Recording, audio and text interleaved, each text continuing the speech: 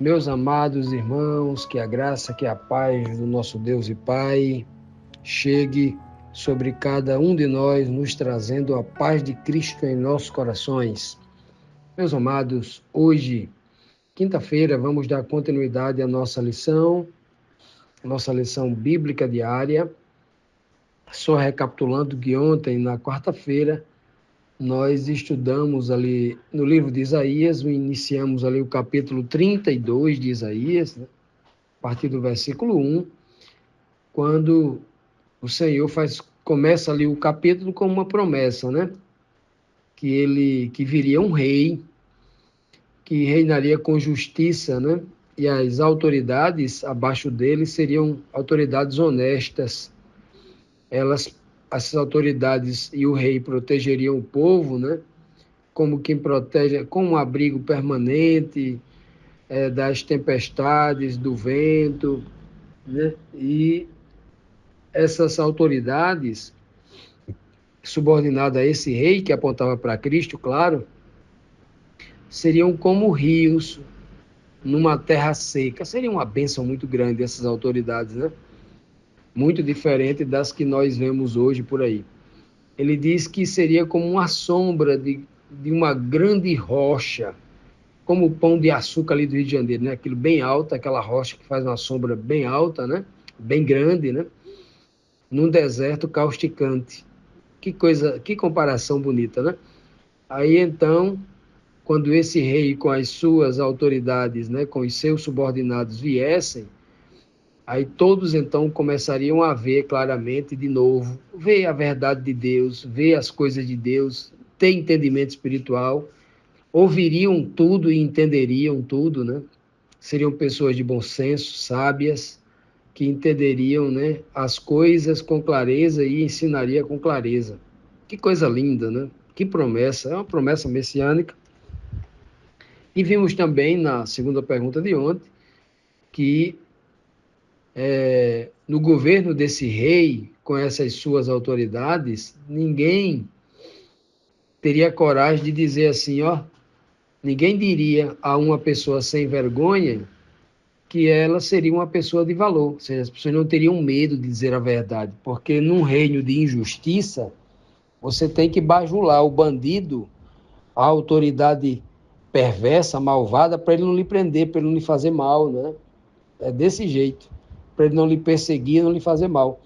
Então, nesse reino, ninguém teria medo de dizer que a uma pessoa que é sem vergonha, que ela é sem vergonha. E ninguém teria medo de dizer, né, que o malandro não merecia nenhum respeito. Veja só, quanta liberdade num reino de coragem, num reino, né? Diz claramente aqui que ele deixa bem claro, a pessoa que é sem vergonha fica dizendo mentiras, né? Sempre planejando fazer maldade contra as pessoas, né? E tudo que ele fala a respeito de Deus, diz a respeito do Senhor, falando claramente de autoridades religiosas aqui, porque eles pregam sobre Deus, né? Tudo que eles falavam era falsidade, né? Era falso. Eles faziam coisas que Deus detestava, né? Eles, além de tudo, além de pregar mentira, pregar doutrinas mentirosas, ainda negava ajuda aos pobres que estavam com fome, com sede, ficava inventando mentira, né, para prejudicar a causa, para não atender a necessidade do pobre, né? Não fazia o que era direito, só tinham planos ali desonestos, né? Eles não amavam o que era correto. Que tristeza, né? Então, no reino desse rei, as pessoas viriam isso, entenderiam tudo isso, não teriam medo de denunciar e, obviamente, se afastariam disso aí. Portanto, hoje, na nona pergunta, nós temos aqui a seguinte questão. Que mensagem e que conselho deu o profeta Isaías às mulheres? E por que ele fala às mulheres, né? Que tipologia nós vamos encontrar, então, nessa mensagem? Isaías 32, 9 a 12, diz assim: mulheres desocupadas, escutem o que eu vou dizer. Prestem atenção. Mulheres que não se preocupam com nada.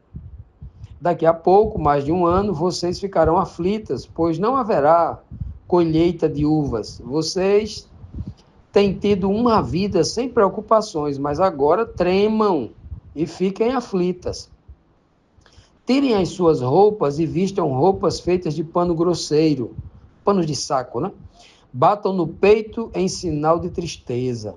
Chorem, porque as terras boas e as parreiras carregadas de uvas foram destruídas. Veja que o Senhor está apresentando aqui um cenário de mulheres, né? Até porque na tipologia, mulher geralmente se refere à igreja, né? No plural aqui, mulheres, igrejas, né?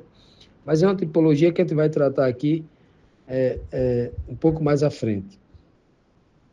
Então, o cenário literal aqui, como se Deus estivesse falando algo literal, seria mais ou menos assim. Aí em Jerusalém, as famílias ricas, de mulheres ricas que não fazem nada, tem tanta fartura, tanta riqueza, que essas mulheres estão vestidas de seda, vestidas de linho, vestidas de panos coloridos, né? Estão bem vestidas, né? E aí, essas mulheres não se preocupavam com nada. Quem sabe tinha muitas empregadas dentro de casa para fazer, né? Viviam numa vida mansa, numa vida despreocupada. Aí o Senhor disse, olha, mas não vai ser assim não, viu? Essa sua vida mansa, ela vai acabar daqui a um ano. Daqui a um ano, vocês estarão completamente aflitas. Vocês não se sentarão no final da tarde para tomar uma taça de mosto, uma taça de vinho com as suas amigas e começar a fofocar da vida, né? Era mais ou menos assim, se fosse na linguagem de hoje, né? Essa linguagem é uma linguagem, ao mesmo tempo, crítica, né? Mas mostrando realmente como esse povo que estava abastado lá em Jerusalém, eles pararam de vigiar, pararam de viver o mandamento de Deus. E agora vinha uma preocupação com que agora eles poderiam, então, enxergar o que eles tinham, o que eles perderam por causa da idolatria, né? Aí o Senhor diz, agora você tem que tremer agora, tem que ficar aflito, né? Essas roupas boas, tirem elas. Vocês vão vestir agora roupas velhas, panos de saco, pano grosseiro, porque vai faltar dinheiro, vai faltar recurso, vai ter escassez, não vai ter mais vinho para vocês venderem e ter muito dinheiro para comprar isso e aquilo outro, né? O que vai sobrar muito aí vai ser choro, porque as terras boas de vocês, né, que produziam muito, foram destruídas pelo ataque dos inimigos. Veja que alerta o Senhor está dando. Agora, colocando isso no sentido tipológico para o futuro, quantas igrejas hoje não estão milionárias, né, ricas, bem vestidas e tudo, mas essas igrejas que estão explorando as pessoas, esse mesmo juízo que veio sobre Jerusalém, virão sobre essas instituições e elas vão experimentar terras destruídas. Continuando, amados, vamos então para a 10ª pergunta, que nos traz aqui mais um questionamento aqui do capítulo 32 de Isaías. E a pergunta é a seguinte: o que acontecerá com a terra de Judá? Lá, a capital Jerusalém, né? Qual o convite o profeta Isaías faz ao povo, né? Logicamente é um convite que vem de Deus. E então Isaías 32, versículo 13 e 14 diz assim: espinheiros e mato crescerão na terra do meu povo. Chorem por causa da cidade que era tão alegre, por causa das casas que estavam cheias de pessoas felizes. O palácio será abandonado, a cidade ficará vazia, as fortalezas virarão montes de ruínas para sempre. Ali, os jumentos selvagens andarão à vontade, e os rebanhos pastarão. Então vejam aqui, meus amados, um cenário que era de muita alegria, onde havia tanto, porque, olha, se numa cidade como a Jerusalém Antiga, se tinha um momento em que as mulheres não paravam de trabalhar e viviam folgadas, como no texto anterior, como no contexto dessa mensagem, era naquele tempo. Já imaginou uma dona de casa com 6, 7, 8 filhos, cuja missão era uma só: cuidar da casa, cuidar dos filhos, cuidar do marido, cuidar de tudo. Imagine com uma mulher dessa, fazendo tudo isso, não tinha tempo nem de acordava e só parava de fazer as coisas quando fosse para dormir à noite, né? Então, veja bem, a cidade passou por uma destruição tão grande que agora naquela cidade só havia espinheiros. Ora, o que é espinheiros aqui? O que a gente coloca dentro de espinheiros aqui? A erva daninha, a urtiga. Lembre o seguinte, aqui, lá no livro de Gênesis, assim que Adão pecou, por consequência do seu pecado, sendo ele o administrador e responsável pelo planeta Terra, que Deus confiou a ele, porque ele era o rei do planeta Terra, ele era o responsável. Quando ele pecou, por causa do pecado dele, a terra começou a produzir cardos e espinheiros. Está aqui, ó. Então, toda planta agressiva, né, que as plantas têm espinhos para se proteger de uma natureza que se tornou agressiva contra ela mesma. Os animais criaram camuflagens, né, para se proteger e para... Né, animais ganharam determinadas forças, né, de correr muito rápido, de pular bem alto, são tantas, né, a natureza, devido à maldade do pecado de Adão que contaminou a natureza. Então, quando a Bíblia nos fala aqui que Jerusalém se tornou ali, o mato, o espinheiro crescia ali, né? O mato cresceu e eles não limpavam mais, significa dizer que claramente eles estavam colhendo ali os frutos do seu pecado, da sua maldade. Já imaginou uma casa onde as pessoas não têm nem força para limpar o quintal da sua casa, o terreno da casa, para as crianças brincarem, porque está cheio de espinho, cheio de matos que cortam, que arranham, que coçam, que fazem mal à pele, ao corpo? Já imaginou? Era a situação. Uma cidade rica que o povo dançava, que o povo se alegrava, né? Cheia de pessoas felizes, agora virou uma cidade desértica. O palácio de muitas festas, de muitas comemorações, de comemoração de grandes vitórias sobre outras nações, de vitórias sobre inimigos que vieram com todo o seu exército contra ela, mas ela sobrepujou, né? Venceu, o Senhor deu a vitória. Agora era um palácio abandonado, não tinha rei, não tinha mais lideranças, os príncipes sábios acabaram, a cidade estava completamente vazia e as fortalezas, os grandes muros, né, as grandes guaritas de onde se vigiava, tudo havia se tornado um grande montão de pedras, ruínas, né, montes de ruínas, diz o texto aqui.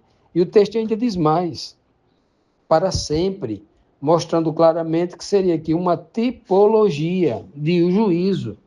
E o mais interessante aqui é que esse juízo está sendo falado contra quem? Contra Jerusalém, contra a cidade fortificada de Jerusalém. O Senhor está aqui usando Jerusalém como uma tipologia de um juízo eterno, aquele fogo do céu que vai cair lá para matar o ímpio, e ele está colocando aqui o povo de Jerusalém, o povo judeu, a cidade de Jerusalém, como essa cidade que se tornará ruína para sempre. Só tem um momento na Bíblia Sagrada aonde isso se tornará ruína para sempre, que é pós-milênio, quando desce fogo do céu e tudo vai ser destruído para sempre. Veja bem, e ele está usando justamente aqui o povo religioso. Ele não está falando de um povo ímpio. No contexto, no capítulo anterior, ele também fala de um juízo contra os assírios. Mas aqui ele está falando da cidade que era alegre, a cidade de muitas vitórias, que foi vitoriosa pelo poder de Deus, né, favorecendo-a, livrando-a, abençoando-a, que agora virou um montão de ruína pelo pecado deles, por culpa deles, porque escolheram o pecado, né? Escolheram ali a maldade. Pois bem, meus amados, aqui está mostrando claramente que Deus não faz acepção de pessoa nem para salvar e nem para julgar e, obviamente, trazer as consequências do juízo, né, de condenação sobre aqueles que rejeitam a sua palavra. Não importa se ele é um israelita, se ele é um descendente direto de Abraão, de Isaac, de Jacó, não importa. Não importa se ele foi irmão de Jesus, filho de Maria, não importa. Todo ser humano, ele precisa obedecer a Deus, precisa ter fé, para que ele, assim como Abraão, justificado pela fé, todos nós também carecemos dessa justificação, dessa justiça. Todos nós devemos buscar essa graça que o Senhor tem oferecido a cada um dos homens, sem distinção. Deus não faz acepção de pessoas, nem para salvar e nem para condenar. Tudo está estabelecido na sua palavra. O que o homem deve fazer e o que o homem não deve fazer.